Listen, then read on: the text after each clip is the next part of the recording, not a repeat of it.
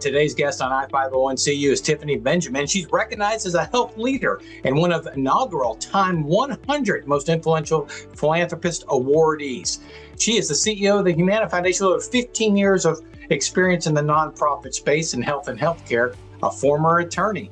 You're going to enjoy this interview with Tiffany Benjamin. Thank you for joining me. And if you would, tell the audience a little bit about yourself, your education, your background, and how you came to be CEO of the Humana Foundation. Yeah, Michael, thrilled to be here. Super excited. Big Michael Corley fan, big podcast fan. So I feel a little bit like a celebrity today.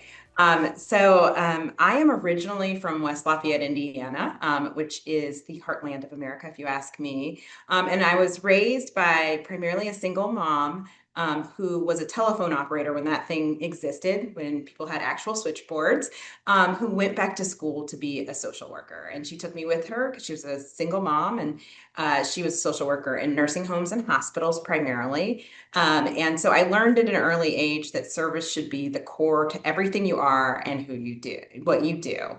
And so I took that with me in life. I attended Indiana University. It's 2026 right now, and they are the national champions in football. And I just need to make sure everybody everywhere knows that.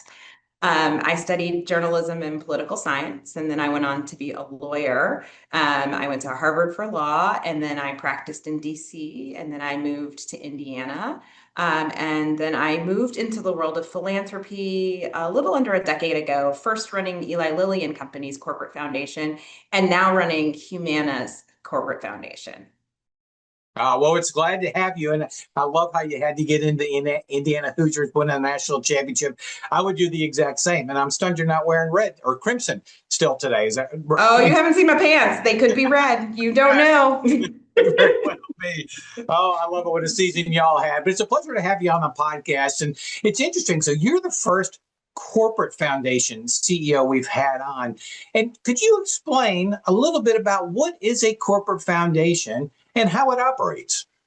Yeah, I think it's a great question. For corporate foundations, we are the philanthropic arm of a company, right? And so we operate just like any other private foundation, but we also are concerned with how we can connect to the corporation. And so from a programming standpoint, one of the big differences between private foundations and corporate foundations is that as a corporate foundation, we do things to support the employees of the company. So for example, we have a matching gifts program where we as the foundation donate money to causes that matter to our employees individually. We donate money to support volunteerism initiatives for our associates. We have a scholarship program that we fund that supports the children of Humana employees. We do a lot of things that are really focused on supporting how the employees of the company get out into community. At the same time, we do the same things that private foundations do. So we do grant making to nonprofits. We connect community partners. We do convening.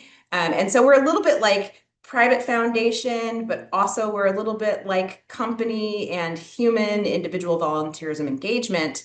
And it's something I love. Like I love corporate philanthropy. It's like a mix between sort of the efficiency of business and the focus on data points, but the patience of philanthropy to build change. And there are a few unique rules you have to follow, correct, as a corporate foundation that private foundations don't have to worry about.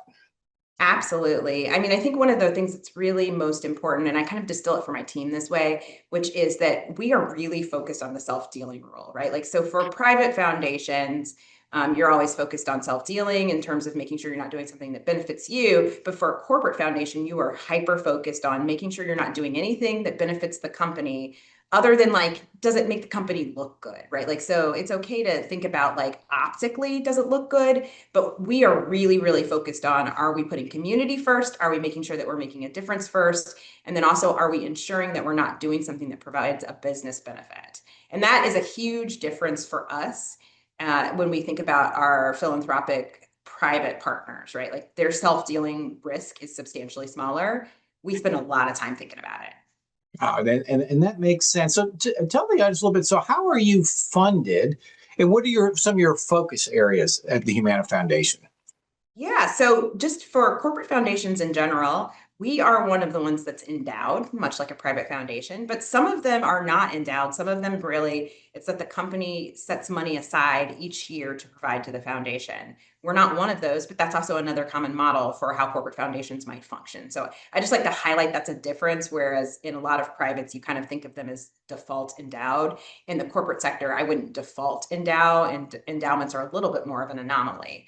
And we, as the Humana Foundation, have been really thoughtful about making sure we have a quasi-independent board. So our board's comprised of people who work at Humana, but it's also comprised of people who are public health experts or people who are connected to the family who founded the company. Like, we are really trying to be out in community and uphold our brand. The work we do, I love, Michael. So we are generally focused on health equity, but we do that through work focused on mental health and through food insecurity and nutrition work. And if you think about our mental health work, we focus on senior social isolation, loneliness, trauma, substance use disorder, a lot of work there. And then on the food insecurity and nutrition side, we think about nutrition education. We think about, are we getting people quick, accessible food? And we also think about something we call being good stewards of health, which is a little bit of I know it when I see it test, but it's really about the intersection between chronic conditions and nutrition. And so we do that work in Florida, Texas, Louisiana, and Kentucky. And we primarily focus on seniors, older adults, veterans, and school-aged kids. And then why did y'all pick those areas? I mean, the landscape is so big. Humana's in healthcare. Healthcare is humongous. But just curious, why did the board and y'all choose those focus areas? Yeah, it's a great question. I like a strategy. And I really think one of the things that's really neat about corporate philanthropy is that we're big on metrics and accountability. And so that means we have to scope things in a way that allows us to be able to track our success. If you think about our brand as Humana, it makes sense to do work with seniors because people kind of default assume that that's a space we would be operating in. We also have a strong, longstanding relationship with military families and veterans, so we did that work. But if you're going to do food insecurity work, you're going to do nutrition work, you're going to do mental health work, it felt strange to start when someone turns 50, right? So we said, you've got to start with kids and you've got to think about the social determinants of health throughout the life of a person. And so we were really intentional about that. And then we were also intentional about doing the work in places where if we show up, nobody's going to go, what are these weirdos doing here? Places we had made investments before or where there might be employees who are there. So people say, oh, we know them.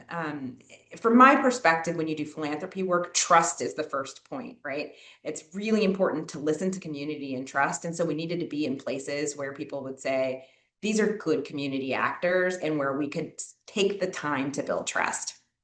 Oh, and that makes sense. And y'all do really good job of making sure the employees have an opportunity to volunteer. I've seen that and spoken to people firsthand, and really impressive. Let me ask you this on the governance side, and you touched on this. So your board, half maybe made up of corporate executives, which is fascinating. So you as CEO, so you've got some powerful people on your board, at least half your board. How do you navigate that as CEO of the foundation? Yeah, I think I've always described my job as being a translator. So I listen to community, and I hear from community. These are the things that we need. These are the supports we need. These are the biggest issues we're seeing on the ground. And then I take it to my board and I say, these are what people in community are seeing as their challenges and opportunities. What are your thoughts? And then on the other side with my board, I say, like, tell me what you're hearing from a business perspective. Like, what are the challenges you're seeing with older adults? What are the challenges that you're seeing in the community you sit in? And then I take that and I try to find grants that fit there and translate those two things together. And so, honestly, the way I maneuver it is by listening a lot, and understanding that every problem we have in the world cannot be solved by one person. It takes a lot of people to solve a problem. And I'm just lucky to have access to people who have had these great careers, who know a lot about the world, have great networks, and can help me think about things differently, challenge me to think things differently, and who can teach me. So my board is, they're like my Yoda, and I love it. Yeah, they're very strong and they probably know everything about healthcare there is in aggregate. And so, how do you approach membership of the board? Do people say, hey, I want to be a board member? I'm just curious, how do you formulate the board to get that broad perspective? Yeah, we're really intentional. We want to make sure that we have different parts of the work covered. So, for example, we have an academic and a dean from the University of Houston who's an expert in population health on our board, right? Like we do Yeah. population health work. We want to make sure we have somebody who really understands that and who's also a physician. So she practices, so she can tell us this is what patients are seeing. We have someone who's in our Humana military organization. Why? Because we want to know, what are military families seeing? Tell us like what their challenges are and their opportunities. And we have people who sit in the different communities we serve. I'm coming to you from Louisville, Kentucky. My chairman is here. He's deeply connected to a lot of nonprofits doing work across the country, but he's also hyper engaged in this community. And he can tell me, like, this is the issue you need to be looking at. This is not the issue you need to be looking at. And so we're really intentional at finding people who care about community, want to make a difference, believe in possibility, and also just are really smart about the spaces in which we work. And so, how do you get the work done through the board? You talk a little bit about your meeting regimen and schedule. People always find that fascinating that I speak to. So you've got some really busy people. How frequently do you meet, and do you have committees like a lot of boards have? Yeah, so we meet 4 times a year. We do not have committees. We do have people who sometimes act as specialized liaisons for certain subsets of the work. And then what we're really intentional about is doing one in-person retreat a year. We do it for about a day and a half. We pick one of our geographies. We just came back from San Antonio not too long ago, where we spend time meeting with our grantees, but then also having a real strategy discussion. And so we have one absolute in-person meeting. We have one meeting that's hybrid, although we recommend people attend. And then we try to always give an in-person option, but we have two that are virtual. From our perspective, that time together actually really matters to gel as a board, right? In particular, if you think about a moment in time now where there's so much upheaval in the nonprofit sector, we need to create spaces to have candid conversations. And so, like, we're very serious about making sure we have at least one in-person meeting a year. And it certainly works for you all. So let me go a little bit about your role, because you are also the board chair of a nonprofit, the Center for Disaster Philanthropy. So you wear many hats, and that's just, and yeah, I know you're on a couple other boards, but I'm curious, how has your job as CEO informed your role as the board chair of CDP? That's a great question. We should probably ask the woman who runs CDP, Patty, who is amazing. But what I would say is, I think being a board chair and being a CEO is really, really helpful because it helps me to understand what is oversight and what is management. And so when I go into a boardroom, there are sometimes I'll ask a question, or I'll have a question in my head and I'll say, I'm curious about that, but that's not really mine to ask. So I'm not going to ask it in the boardroom. I'm going to ask it on the side and be very clear. I'm just curious. This is not something I'm trying to get into your work. And so it really helps me to say, hey, my job as a board member is to make sure the trains are running, to make sure I'm asking the right strategic questions, to make sure I'm providing advice. Also, sometimes it's to make sure I'm not providing advice if it's a space that I don't belong in, right? And so I think that's really helpful. I think the other thing that makes it really helpful is, for my day job, my chairman is my partner in everything I do. And so I think as board chair for the Center for Disaster Philanthropy, I view myself as a partner to the CEO. And I understand how important that relationship is and how much time you have to commit to it. And how important it feel like a personal relationship, because you can't do the work unless you're doing it together, right? Boy, nothing more important in a nonprofit than the relationship between the CEO and the board chair. And you do a really good job discerning the difference. And so, as you're managing the board, I say that in quotes, people who are listening and not looking, managing the board of CDP, what's your approach as a chair working with the board? Do you have a philosophy, an approach, and how do you work with them? Yeah, I think creating space is the most important thing. So I think there's always this challenge with nonprofits where you have a lot of experts on staff. And they want to update you on everything that's happening. And the board is there, and they may not be experts, but they desperately want to help, right? And so creating the space for people to learn so they can ask the right questions and be helpful in the right way, creating the space for people to identify opportunities based on their knowledge set and their networks. And that's to me the most important thing about being a board chair is making sure you're creating space for people to ask questions, making sure you're creating space for people to connect to the staff, to management in a way that allows them to have candid conversations when they have to. And then I think the other thing is the board chair is the guide. Like you're not the boss, you're the guide. And so I think what's really important about being a board chair is being thoughtful about how you're making sure everybody feels like they're part of this journey with you and that everybody is seen and every perspective is heard versus making sure that like whatever you have to say is important. I try to talk less as board chair than I do when I'm doing my CEO day job. Oh, very wise advice there, and that makes a lot of sense. So, you are clearly a leader. Everything you've done in your career, you ascend to the roles of the leading the organization. Do you have a leadership philosophy or an approach when you take over an organization? Listen first. So what I can tell you is that whenever I have someone new on my team, the first thing I do is I take them to lunch. Whenever if they're in person, if they're remote, we're going to get on the screen and we're going to go to lunch for 2 hours. And the rule is we can't talk about work. And the reason is because if you really want to know people, if you really want to know what motivates them, if you really want to know how to support people, you have to listen to who they are. And so I take that into the work of working with my team. I take that into the work of working with my board. And then I do the same thing in community. Obviously, I can't take a 2 hour lunch with every nonprofit, but I try really hard to listen and focus on community listening to hear like what do people actually feel and see who are closer to the work, who are more proximate than I am. And so that is my leadership philosophy is really like listening and learning. I just think every human I've ever met has a story and knows something I don't know. And so I'm always really excited to just sort of listen and then take what they give me and try to build something out of it.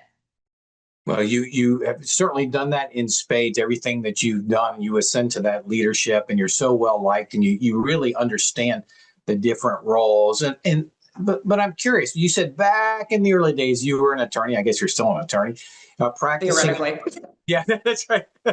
You're a practicing attorney, and you decided to get into the nonprofit sector.